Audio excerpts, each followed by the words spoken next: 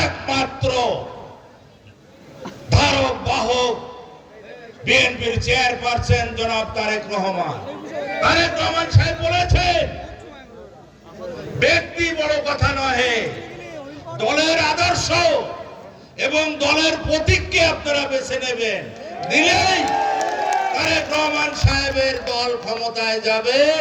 উনি প্রধানমন্ত্রী হয়ে দেশ কিন্তু নতুন ভাবে চলবে। তারেক রহমান সাহেব যে আঙ্গিকে দেখেছেন ইতিপূর্বে সকল সরকারের সময়, সেইভাবে হবে না। মানুষের সর্বক্ষেত্রে কল্যাণ কর একটি রাষ্ট্র প্রতিষ্ঠা হবে।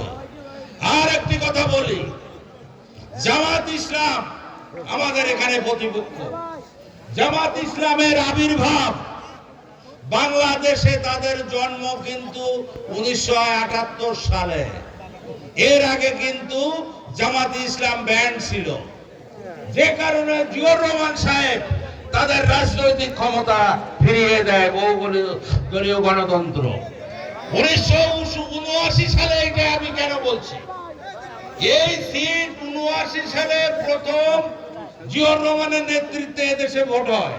সেই ভোটে আমাদের প্রার্থী ছিল শেখ রাজ্জাক আলী, জামাতের ছিল মাওলানা শামসুর রহমান নাকশাই বাড়ি, মুসলিম লীগের ছিল প্রফেসর আমির আলী দেয়ারাই বাড়ি। তারপরেও কন্টেস্ট করে শেখ রাজ্জাক আলী জিতে যায়। জামাত বলে যে কয়রা পাইকাছা খুলনা 6 আসন বিএনপির আসন। নো, এটা কোন অবস্থাতে সত্য নয়।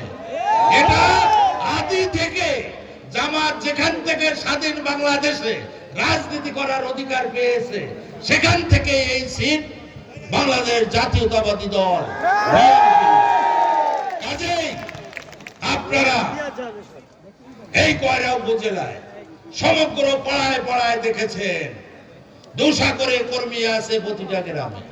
অপরপক্ষে জামাতের আছে অনলি 3 থেকে 5 জন। আপনাদের ভয় পাওয়ার তো কিছু নাই।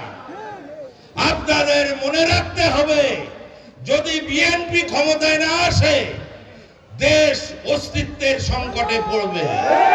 এই জন্য সকল মতামত ভুলে সকল জনগণকে ঐক্যবদ্ধ করে আমাদের এখানে বিএনপির আমাদের চেয়ারম্যান তারেক রহমান সাহেব জনাব মনিরুল হাসান বাপ্পীকে মনোনয়ন দিয়েছেন ধানের শীষে।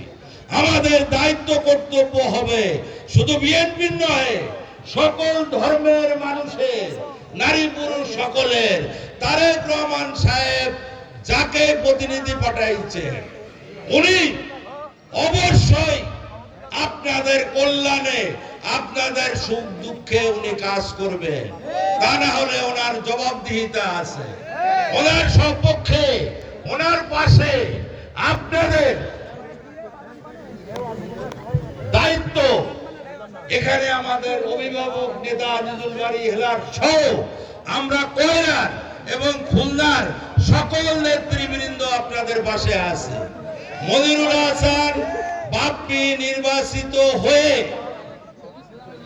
একদম আপনাদের এলাকার সন্তান হিসাবে সে আপনাদের পাশে থাকবে এবং সে আমাদের পরামর্শে, আপনাদের কথা শুনে উনি বলেছেন সব কাজ উনি প্রত্যেকটা মানুষের সমান অধিকার, সমস্যা সব সমাধান করবে। মনিরুল হাসান বাপ্পী একাধিকবার কিন্তু রূপসা শ্রীবলতলা ইউনিয়নের চেয়ারম্যান। উনি 2014 সালে উপজেলায় ভোটে দাঁড়িয়েছিলেন। তখন সাবেক সংসদ সদস্য ওই এলাকার মোস্তফা রাশিদ সুজা ওনাকে জোর করে ফেল করে দিয়েছিলেন। কাজেই মনিরুল হাসান বাপ্পী কিন্তু জনগণের সুখ দুঃখের পাশে সব সময় থেকেছেন।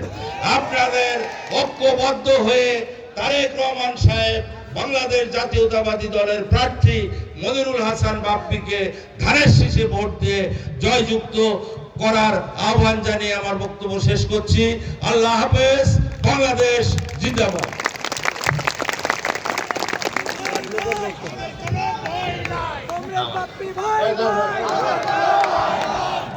প্রিয় বন্ধুগণ, এরপর আপনার সামনে গুরুত্বপূর্ণ বক্তব্য রাখবেন, গুরুত্বপূর্ণ বক্তব্য রাখবেন কয়রা পাইকেশ্বর দলের শিশুর প্রার্থী খুলনা জেলা বিএনপির বিপ্লবী সদস্য সচিব জিয়া পরিবারের বিশ্বস্ত সৈনিক জনতা জনাব মনির হাসান বাপ্পি বক্তব্য রাখছেন কয়রা পাইকেশ্বর দলের শিশুর প্রার্থী জনতা জনাব মনির হাসান বাপ্পি।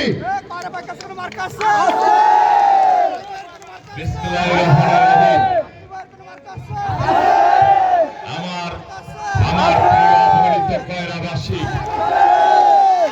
আসসালামু আলাইকুম। ভালো আছেন সবাই? আমার প্রিয় কয়রাবাসী ভালো আছেন?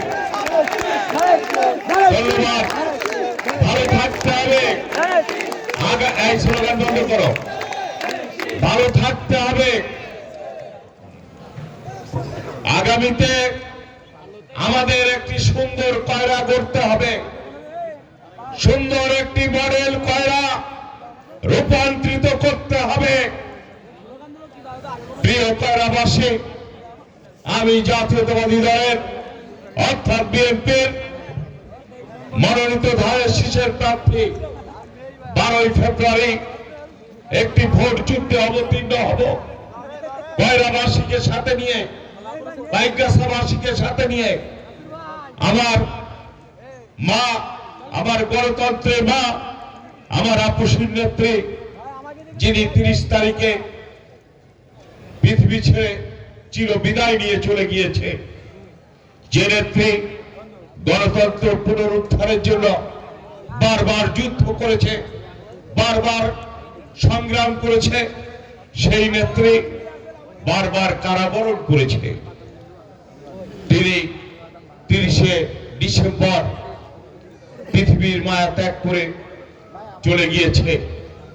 বাংলাদেশে 31শে ডিসেম্বর মানিক মিয়া এভিনিউতে আমার নেত্রীর জানাজা হয়েছে। লক্ষ কোটি জনতা ঝোঁক বয়ে গিয়েছে, ঢাকা শহরে স্তব্ধ হয়ে গেছে। লোক আর লোক আর লোক, লক্ষ কোটি জনতা ভিড় জমেছিল আমার প্রিয় নেত্রীর জানাজা শরীক হওয়ার জন্য। আর তারই সুযোগ্য সন্তান, বাংলাদেশের ঘোষক, বাংলাদেশের স্বাধীনতার ঘোষক, বাংলাদেশের সাবেক প্রধানমন্ত্রী, সাবেক রাষ্ট্রপতি শহীদ প্রেসিডেন্ট জিয়াউর রহমান, যার সুযোগ্য সন্তান তারেক রহমান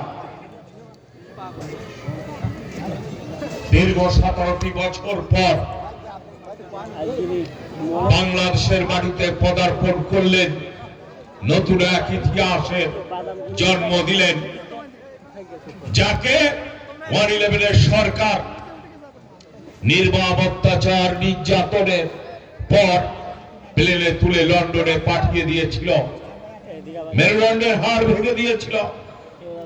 নির্মম অত্যাচারের পর 17টি বছর বাংলার মাটিতে পা রাখতে পারে নাই। 25শে ডিসেম্বর আমার নেতা ঢাকা এসে নামলেন। ঢাকা জিয়া আন্তর্জাতিক বিমানবন্দরে অবতরণ করে লক্ষ কোটি জনতা ছোট সেদিন ঢাকার রাজপথ। সেদিন আপনারা দেখছেন মানুষের পা রাখার জায়গা নাই। শুধু আমার প্রিয় নেতাকে এক নজর দেখার জন্য, এক নজর অভিবাদন জানানোর জন্য লক্ষ কোটি জনতা ভিড় সেদিন হয়েছিল ঢাকা রাজপথে। নেতা নামলেন, নেতা নামার পরে ঘোষণা দিলেন 12ই ফেব্রুয়ারি বাংলাদেশে জাতীয় সংসদ নির্বাচন। আর এই নির্বাচনে যদি জাতীয়তাবাদী দল অর্থাৎ বিএনপি যদি রাষ্ট্র ক্ষমতায় যায়, তাহলে বাংলাদেশের মানুষের জন্য নেতা ঘোষণা করলেন প্রতিটি পরিবারকে একটি করে ফ্যামিলি কার্ড উপহার দেবে। এই যে নমুনা, ফ্যামিলি কার্ডের নমুনা কি থাকছে এই ফ্যামিলি কার্ডে? এই ফ্যামিলি কার্ডে থাকছে প্রতিটি পরিবারের জন্য প্রতি মাসে 2000 থেকে 2500 টাকার একটি বরাদ্দ, যা হবে বাড়ির মহিলার নামে, সিনিয়র মহিলা, সবচেয়ে বয়স্ক মহিলা যিনি থাকবেন তার নামে এই ফ্যামিলি কার্ড হবে।